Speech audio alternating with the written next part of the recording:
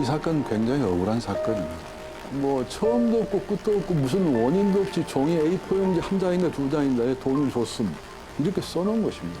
이것이 유일한 근거입니다. 그래서 갑자기 왜 돈 줬다는 얘기가 나오는지 이해할 수가 없죠. 2014년 8월 초는 갑자기 제가 입법 로비에 연루됐다는 이런 보도를 접하게 됐습니다. 탤런트 출신의 김민성. 그는 국내 최초 연예인 매니지먼트 회사를 운영하며 당대 최고 스타들을 배출해냈습니다.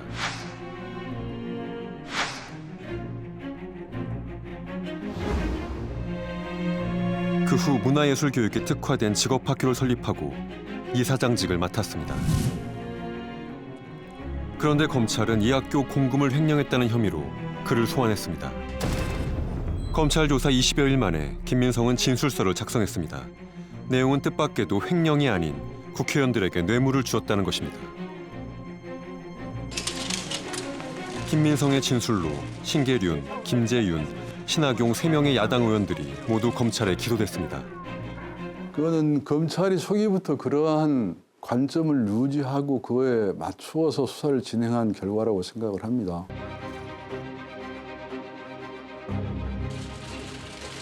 검찰은 신계륜 의원에게 검찰 출석을 통보했습니다. 하지만 신 의원이 신문일자를 연기하자 검찰은 국회를 찾아와 강제 구인을 시도했습니다. 현역 의원에 대한 검찰의 이례적 조치. 제가 국회 환경노동위원장으로 현직에 있는데 당시 정부에 의해서 블랙리스트, 문화예술계 블랙리스트 멤버에 올라있다는 걸 2016년경에 알게 됐습니다. 박근혜 전 대통령의 비서실장으로 임명된 김기춘. 문화예술계 블랙리스트는 김기춘 비서실장이 주도한 것으로 알려져 있습니다. 블랙리스트는 어떻게 세상에 드러났을까? 당시 청와대를 이끌었던 김기춘 비서실장, 우병우 민정비서관, 김영환 민정수석. 이제는 고인이 된 김영환 민정수석은 한 권의 비망록을 남겼습니다. 청와대 회의를 기록한 업무수첩.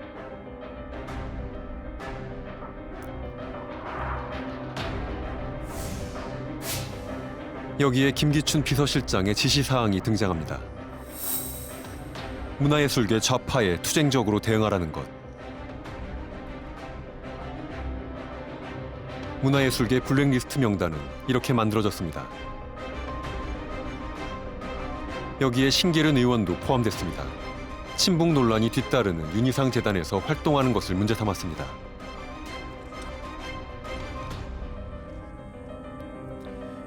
이 단체를 지원한다는 이유로 신 의원은 현역 의원으로는 드물게 문화예술계 블랙리스트에 올랐습니다. 고 노무현 대통령 후보 비서실장으로 발탁된 후 친노의 핵심 인사로 주목받은 이력도 신 의원을 지목해야 할 이유가 됐습니다.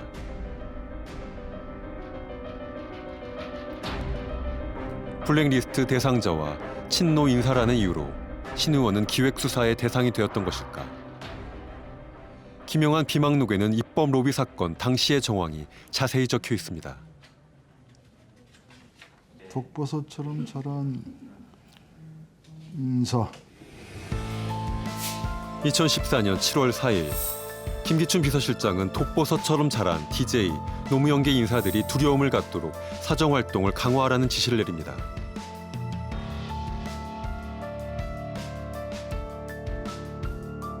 (7월 7일) 김민성 이사장이 검찰 조사에서 야당 의원 3명에게 입법을 대가로 한 뇌물을 제공했다고 자백합니다.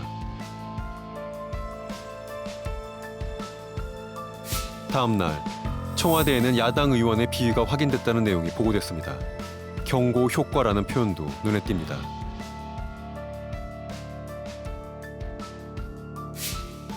(8월 5일) 새 의원에 대한 수사가 제대로 진행되지도 않았는데 청와대에는 이미 검찰 소환 일정이 보고됐습니다.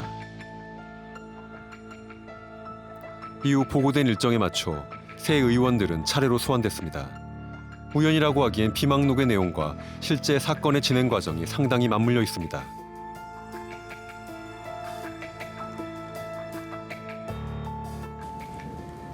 DJ 정부와 노무현 정부 시절의 인사에 대해서 어떻게 독버섯이라고 표현할 수 있는가? 독버섯이 무엇인가? 이 사회를 좀먹는 독버섯이다. 이렇게 표현할 수 있는가? 처음 시작부터 끝까지 일정하게 그려진 기획에 의해서 이루어진 것이라는 느낌이 아주 강하게 드는 문건이기도 하고 한마디로 청와대 하명 수사라고 생각합니다.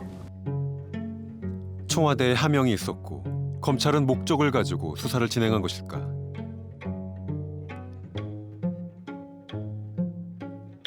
목적 달성을 위해 형량 거래를 동원했다면 이러한 검찰 수사를 정당하다고 볼 수 있을까? 그것은 수사 기법입니다. 플리바게닝 합법화가 검찰의 목표이기도 하고요. 쉽게 수사하는 걸 원하니까요. 그 자백에 대해서 사실성 여부를 검증을 하긴 합니까? 그러니까 철저하게. 그럴 리가 있겠습니까? 원하는 목표를 달성할 수 없지 않습니까? 하명 수사를 완성하는 게 자신의 능력이고 그렇게 해야 쓰임이 생겨 계속 출세할 수 있는 것입니다. 김민성 이사장은 출소한 김 전 의원에게도 찾아왔다고 합니다. 김 전 의원은 당시 김민성과의 대화 내용을 취재진에게 공개했습니다. 만날 사람 인구가 많아요. 저로 인해서 큰 죄를 죄송하다는 걸 싫었어요. 제가 죄송하다는 마음에 용서를 구하는 건 용서를 구한다고 그러면 사죄한다고 그러면 끝나는 거예요?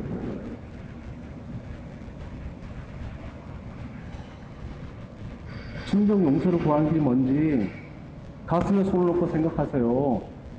죄송합니다. 용서를 구한다고?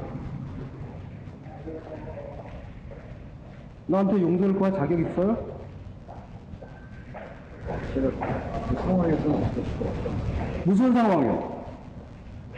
얘기해봐요. 얘기해봐요. 그 상황이 뭔지. 그래서 막 나한테 다 뒤집어 씌우고 살고 싶어? 진실 말해!